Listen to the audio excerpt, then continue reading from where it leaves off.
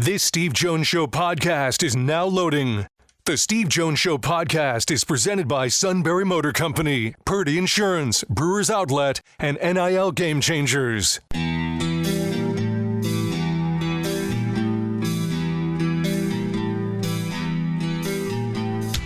Bringing you an in-depth look at Penn State sports and more. This is the Steve Jones Show on News Radio 1070 WKOK. The Steve Jones Show is presented by Sunbury Motor Company, Purdy Insurance, Brewers Outlet, and NIL Game Changers. Now from the Sunbury Motors Studio, here's Steve Jones. This half hour being brought to you by NIL Game Changers, your ultimate destination for name, image, and likeness opportunities, whether it's a business or athletes. Begin your journey today at nilgamechangers.org. And always great to be joined by the fabulous Adam Rittenberg. Adam, welcome back to the show. Great to have you with us. Oh, great to be with you, Steve. All right, so the talking season's almost over. Okay, here we go. Has it been long enough? Yeah, it's too long. At least it feels that way. Let's start with the top 100 players. The list can be fun, but what kind of? At times, can it though be a daunting task when you're a part of a top 100? Yeah, and you're not going to make everybody happy, and there's like no ideal way to do it. I think what kind of made it hard for us was that you obviously want to recognize what guys have done in the past. But you also want to not be sitting there at the end of the season without a clear top 10 player on your board. And so I think we have a couple of guys, who, may not in many people's eyes be top 100 players right now, but because of the positions they're in, especially quarterbacks like Miller Moss at USC and Nico Iamaleava at Tennessee, they're probably going to be top 100 players by the end of the season. Mm-hmm. So it's an interesting exercise to do. And again, I heard from some coaches who weren't happy, and that's how it goes. And hopefully everybody gets over it, and we'll see how right or wrong we are in a few months. You'd be shocked what performance means at the end of the day. I thought was interesting. You talk about a guy maybe underrated, and I completely agree with you about this. Cam Ward at Miami. I thought that was one of the bigger moves in the offseason, because when I watched him at Washington State, he can flat out play. And you talked about that as being one of your underrated guys on this list. Right. Yeah, he was an interesting one, right? Because he, has had big numbers, throughout his time as a college quarterback, even at Incarnate Word, an FCS program down in Texas.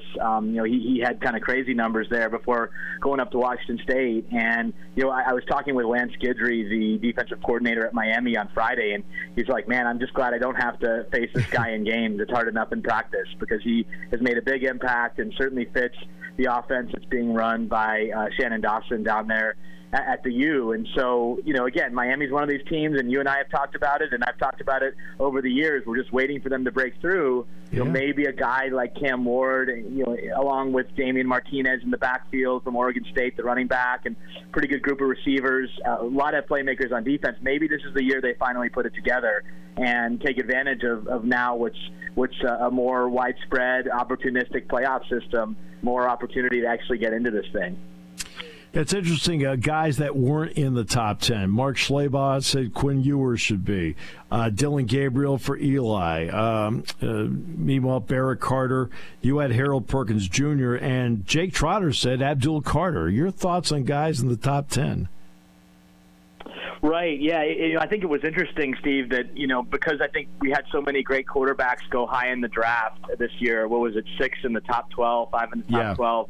It really created a top 100 that recognized more positions, more defensive players, obviously, and I think we really had kind of the top player at most positions represented in the top 10. It wasn't a run on quarterbacks or running backs, even though there's some really good running backs in particular this year. And defensive players are recognized, obviously, with a guy like James Pierce Jr. at number 1, the pass rusher from Tennessee, and then Mason Graham from Michigan, number 2, and Will Johnson, another outstanding player from Michigan, Abdul Carter, who, again, as you know, could play, both defensive end, rush end, and linebacker, and get recognized for both. So, and some quarterbacks are certainly going to move into into this top 10 projection, I think, by the end of the year.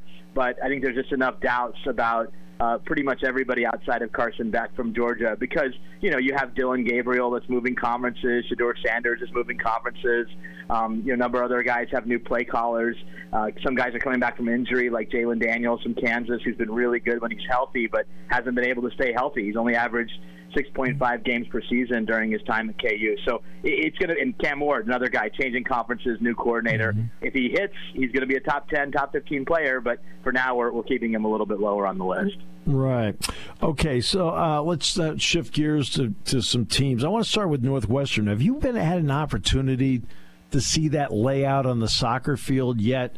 And if you have, what do you think of it?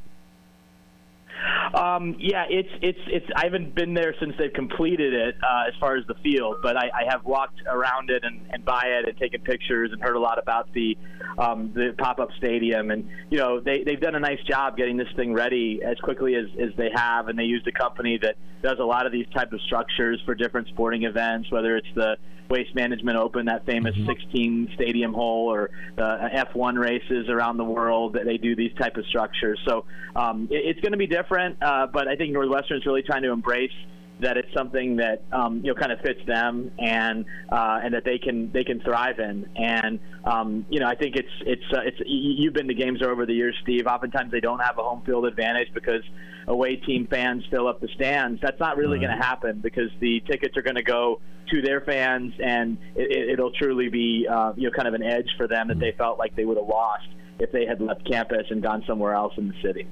Except for the Ohio State game, which is at Wrigley Field. So, yeah, exactly.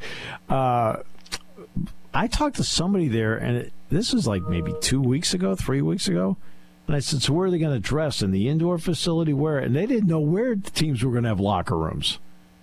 Well, Northwestern will just use its locker room. Its locker room is right next door, which it uses for practices. So no real changes for them. And then the student rec center is right next to the facility that's used by the varsity teams there, and there's plenty of room. So I was talking to a coach at Indiana last week, and I kind of told him everything that I've heard is it won't be a major issue as far as space. Maybe a little bit long of a walk to get from that facility to the field, but it's less than a quarter mile. It's not anything crazy, and they do have space there. So it's more the fans and getting the fans in and out, and sure that if there's an emergency, if you can get somebody out of that basically 2-lane road, because there just isn't a lot of space there, where it's situated on campus. But I think for the teams and everything, it should be fine. Yeah, and and by the way, the lake is on one side too, so that cuts off access. The next part of this is it's an 18-team Big Ten conference, right? And this is a season unlike any other. There's 18 in the Big Ten, 16 now in the Big 12, 16 in the SEC. There's a 12-team playoff. There's helmet communication. There's iPads being used. There's the 12-team playoff. Everything adding up together. What have you thought about all the change, and are you excited about the change? It's interesting. I'm excited about some of it, and I think I'm getting more excited about more of it as we get closer. Now, certainly the playoff I'm excited about, and I've been someone who's been pro-playoff, anti-division for a long time. And trying to get more meaningful matchups throughout the year, down the stretch, having more teams from different areas.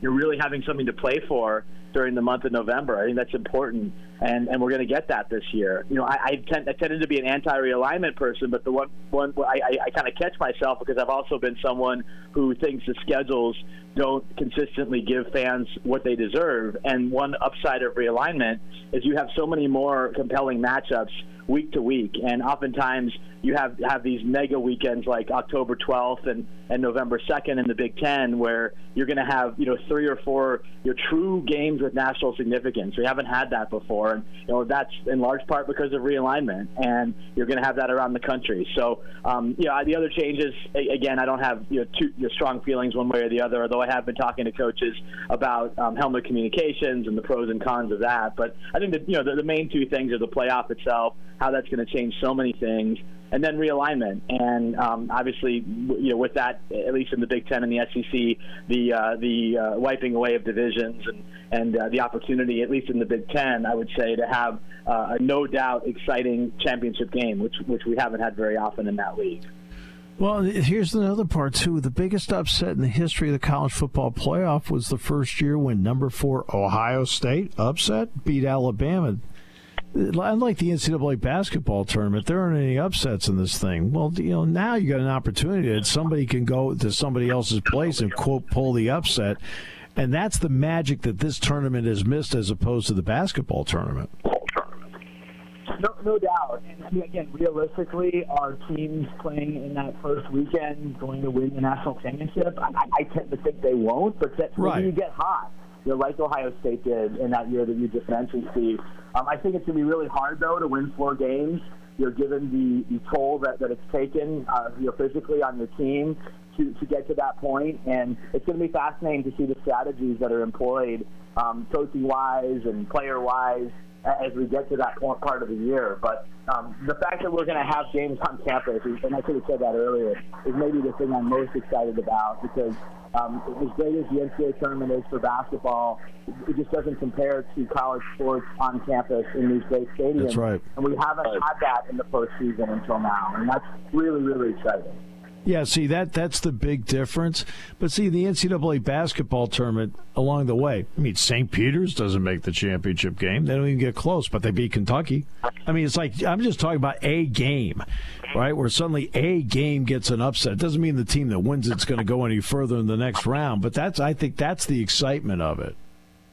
No doubt. Again, and the thing about the group of 5 teams, whether it's a team like Boise State or Memphis, that certainly are capable on the right day of beating a really good team, and now going to have that opportunity if they're able to get that coveted playoff spot. Maybe you're going to Notre Dame Stadium, maybe you're going to LSU, maybe you're going to Oregon, and you're playing a team that didn't win its conference, but you're playing a really good team with a chance to pull off an upset and then advance to, say a Rose Bowl or a Sugar Bowl. So that's a pretty great opportunity for those teams that, realistically, everything would have had to align. Cincinnati obviously made it the one year, but it was very infrequent that the group of 5 ever had a chance to win the national championship, and now we can at least know they're going to be part of it every year. As will some other teams that have that opportunity. It's going to be really interesting to see, the 8 versus 9. Who's the team on the road? Who's at home? Those will be more of the debates that we're going to have versus what we were doing the previous 10. Yeah, no question, and that's that makes it fun. I also did an article on under the radar sleepers. Who are a couple of sleepers that, as a fan, you should keep an eye on, especially early in the season, to see if they start building some momentum where now maybe they become a factor. Right. Yeah, this is a fun piece to put together. I talked to a lot of coaches at Media Day, especially Big Ten and Big 12. Mountain West is out there as well. A guy that one of the first guys on this list is the first name, Marlon Klein from Michigan. We all know about Colson Loveland, who might be the favorite to win the Mackey Award at tight end. But there's real excitement in the program for Marlon Klein, who's a native of Germany. He's only played football for a few years, but he's 6'6", nearly 250 pounds, and they expect him to have a big year for Michigan. There's a couple. Sean Martin from West Virginia is one that came up, but he's more of an established player, guy who is a big-time recruit in the state. And but obviously with Penn State going there for week 1, he's a very sizable interior defensive lineman at 6'5", nearly 300 pounds, and a guy who has started games, but someone who Neil Brown thinks is really going to take off this year. Anthony Smith, another defensive lineman from Minnesota, talking to PJ Fleck, really, really excited about his potential. And there's obviously some other guys around the Big Ten. Denzel Boston, one of the few remaining receivers who didn't either go to the NFL or transfer to Alabama from the University of Washington. Jed Fish really telling me he's someone who could rise and become an all-conference caliber receiver for them in year 1. When you talk to the people at Washington, Oregon, USC, UCLA, what's just the general thought that you got from each? Was there a common theme among the four, and was there anybody different among the four as to how they felt about going into this and playing new opponents? Well, I did a story a couple of weeks ago mainly on USC, but really on how the four teams are preparing for the line of scrimmage in the Big Ten. And USC, I think, would have done this even if it had stayed in the Pac-12 with their defensive coordinator change, but just trying to get bigger. Like, they needed to get a lot bigger up front, according to D'Anton Lynn, who obviously you know from his time at Penn State. And, he engineered that similarly at UCLA last year as their DC, wanted USC to get a lot bigger. And I think collectively they put on about 1,500 pounds as a team in the offseason. For Oregon, it's not that big of a jump. I think they believe they can come in and compete right away with the roster they have, who they've added in the transfer portal, Dylan Gabriel, Evan Stewart, and others for that offense. And defensively, they've been pretty solid under Dan Lanning. Washington's in such a unique position, Steve. I can't remember this. Maybe you can, of a team that played for a national title and is essentially a new team. Just the next year. Coaching staff-wise, player-wise, it's almost a brand-new team. So I think that would have been hard to do whatever league you're in, regardless of Pac-12, Big Ten, or somewhere else. But it is hard when you add on a move to the Big Ten. And then UCLA's probably got the furthest to go. I think it's going to be a hard first year for them. They have a really tough schedule with a game at LSU in the non-conference and a tough Big Ten schedule as well. But we'll see if they can build off of a pretty good season last year with the coach who everybody knows there in Deshaun Foster. I always find it interesting when people talk, especially old-time Big Ten writers that go back to the 80s, 90s, about adjusting to the Big Ten. In some ways, though, does the Big Ten, the existing teams, have to adjust to a lot of things those four teams do? Absolutely. I talked with David Braun at Northwestern and some other coaches about this in the conference, and the days of winning games 12-7 are probably over. You're not going to beat USC 12-7. You're not going to beat Oregon, 13-10, unless there's a weather issue that's going on that kind of helps you. So there has to be an embracing of offense and higher scoring games, and it's going to change the way that the teams recruit. I think the quarterback position has to continue to get better and better in the Big Ten. Still going to value line of scrimmage, still going to value running the ball, still going to value some big box linebackers. Those things aren't going away, but I do think you're naive if you think that, not to pick on Iowa, but kind of the way that Iowa is operated in the Big Ten, you're going to do that consistently on the West Coast. I think they're going to lose a lot more games. And then I also point to what Wisconsin did a couple of years ago in pivoting from Paul Chryst to Luke Fickell, and also the offense that Wisconsin's running now with Phil Longo. And I'm going up there tomorrow to visit them. And it's a new day in Madison. We saw it last year. It didn't always go great, but I think it's the right approach in a sense, because of how the conference is changing and what it will take to win a national championship. What Michigan did last year with a really good quarterback, obviously, but a guy that didn't always have to throw for even 200 yards at times and win games, I still think that that's going to be the exception in most seasons when you're trying to win a national championship. And I think it's going to be harder to do that in the Big Ten going forward with who's coming into the conference. Exactly. The final question deals with the decision at Ohio State. Will Howard, I'm sure most people from the outside would have assumed would be the guy. He ends up being the guy to at least start the season. What's your thought on him? Because he'll have more talent around him than he had at Kansas State. Yeah, I'm really interested about this one, Steve. I was out at Kansas State in the spring, and they were very respectful of Will, and certainly appreciated his time there. But they didn't seem to be too upset to be moving on to Avery Johnson, who's their young top 100 national player, who they think is going to be maybe even better than Will Howard was. But I would say at Ohio State, certainly not a surprise that he got the job. I think that listening to Ryan Day and Chip Kelly and some of the things that he's he's done since he's got on campus have been encouraging. He's obviously changed his body a little bit and leaned up, and he's got a great surrounding group of receivers and running backs, and we'll see about the offensive line. But I think to have a guy, talking to opposing coordinators, to have a guy who has that mobility in a Chip Kelly offense with all that other talent around them makes them really dangerous. So interested to see if he can put it all together. He's a guy that's won a conference championship already at Kansas State, so he's not afraid of the big stage, but there's going to be a lot of pressure on him, just as there will be for the entire Ohio State program. And by the way, just one footnote, when Adam's talking about Wisconsin, they're running the air raid offense now. They're no longer 3 yards in a cloud of field turf pellets. So, all right.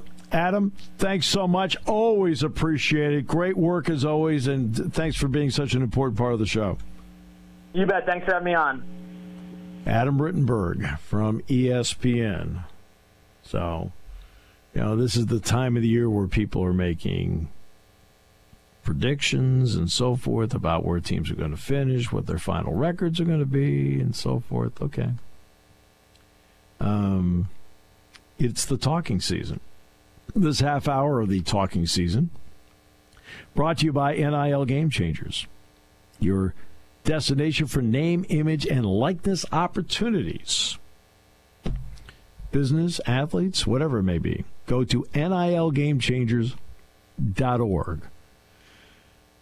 All right, great to have you with us as we continue on News Radio 1070 WKOK. Party time, game time, or just fun time. Doesn't matter what time it is because it's Brewers Outlet time. The beverage supermarket has the area's largest beer selection. Imports, microbrews, ciders, and domestics. Pick from over 100 ice-cold 12-packs and dozens of 24-ounce singles. Soda, snacks, hot sauces, fresh roasted peanuts. Make it one-stop party shopping, and don't forget the pickle bar. So whatever you're celebrating or just doing it up, Brewers Outlet, Reagan Street, Sunbury wants to see you. And thank you for your years of patronage. You want your young athlete to get the most out of life and NIL. You need a roadmap, a strategic approach. NIL Game Changers help student athletes earn while they learn in their collegiate journey. Driven by former student athletes and coaches who work as NIL sports agents and content media designers, they'll guide both student and family, starting with high school students looking toward college and those already in college. Get a seasoned team of marketing experts with a background in athletics and coaching. Visit NILGameChangers.org, the ultimate destination for name, image, and likeness opportunities. Sunbury Motors Hyundai is 43 new Hyundais away from their all-time sales record through August. With 134 new Hyundais to choose from, plus deep discounts and low interest rates, SMC is going to break this record. Sunbury Motors has 48 2024 Tucsons available, starting at $32,568, or get 1.99% financing for 60 months. Looking for the most versatile compact truck on the planet? Take up to $3,000 off the 2024 Santa Cruz. The Santa Cruz starts at $31,247, and there's 16 in stock. Here you go, car buyers. SMC has 11 2024 Elantras with 1.99% financing for 60 months, and Elantras start at just $22,960. If you want to have a fun day, you have to buy a Hyundai. We're breaking the record in August with 43 new Hyundai sold. Hurry in to Sunbury Motors Hyundai in the North 4th Street Auto Plaza, Sunbury.